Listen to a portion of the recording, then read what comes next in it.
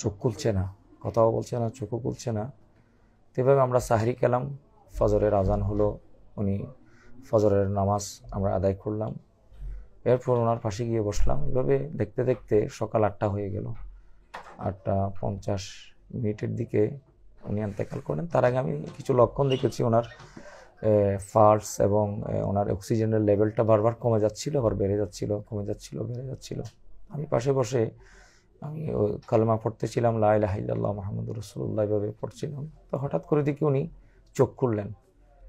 এই ইন্তেকালের ধরেন উনি 9টা 50 ইন্তেকাল করেছেন, তখন 5 মিনিট আগে হয়তো উনি চোখ খুলেছেন। চোখ খুলে আমার ভাই, আমার আমিন ফরহাদ, উনি বাবার কদম ধরে বসেছিলেন এভাবে, আমি বাবার হাত ধরে বসেছিলাম শিওরে। আমি বারবার ইস্তেগফার পড়েছি প্রথমে, এরপর কলেমা পড়তে লাগলাম, লা ইলাহা ইল্লাল্লাহ মুহাম্মাদুর রাসূলুল্লাহ। দেখি আমার বাবা হুজুর তখন কলেমা পড়া শুরু করে দিলেন, লা ইলাহা ইল্লাল্লাহ মুহাম্মাদুর রাসূলুল্লাহ।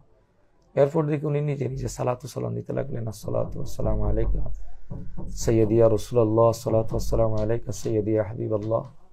এবার সালাতু সালাম দিতে লাগলেন। সালাতু সালাম দিয়ে আমাদের দিকে তাকালেন, আমার ছোট ভাইয়ের দিকে তাকালেন, এক নজর তাকিয়ে উনি ছোট বাচ্চা যেভাবে মায়ের কোলে ঘুমায় ঠিক সেভাবে চোখটা বন্ধ করে ফেললেন।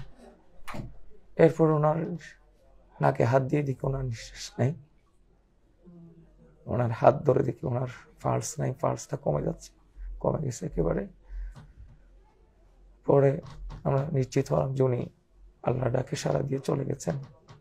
আল্লাহর দরবারে হাজার শুকর।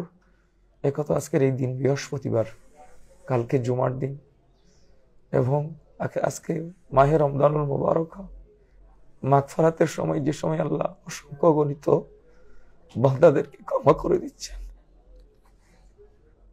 সাহারি, উনি সাহারি খেয়েছিলেন, কারণ আমি এতটুকু জানি যে ওনাকে আমরা 2 ভাই পানি দিয়েছিলাম।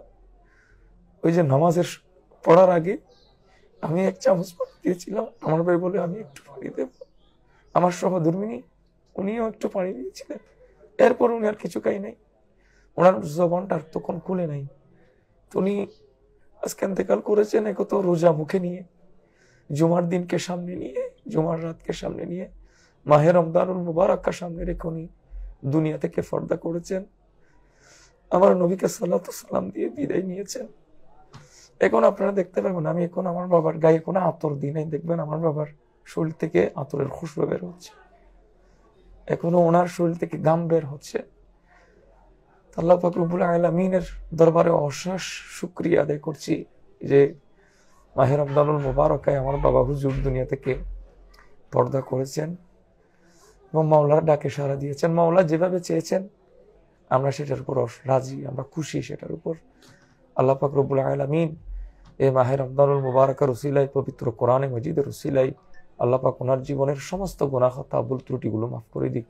আল্লাহ পাক ওনাকে জান্নাতুল আলা মাকাম দান করুক, আমিন।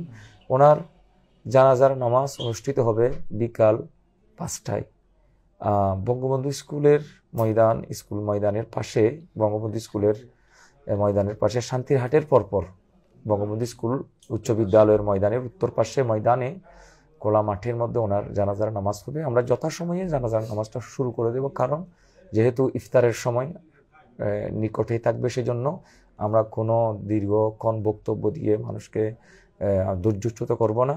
আমরা 4টা 4:30টার দিকে আমরা নিয়ে যাব ইনশাল্লাহ মাঠে। এরপর আমরা ওনার 5টার পরপরই আমরা ওনার জানাজা শুরু করে দেব ইনশাল্লাহ। আপনারা যথাসময়ে উপস্থিত হবেন, যথাসময়ে ওনার জানাজা সমাপ্ত হবে ইনশাল্লাহ। আল্লাহ পাক সবাইকে সুস্থ রাখুক, ভালো রাখুক। এই মাহে রমজানুল মুবারকা উসিলায় আল্লাহ পাক সকলের জীবনে গুনাহ মাফ করুক, আমিন। আসসালামু আলাইকুম ওয়া রাহমাতুল্লাহি ওয়া বারাকাতুহু।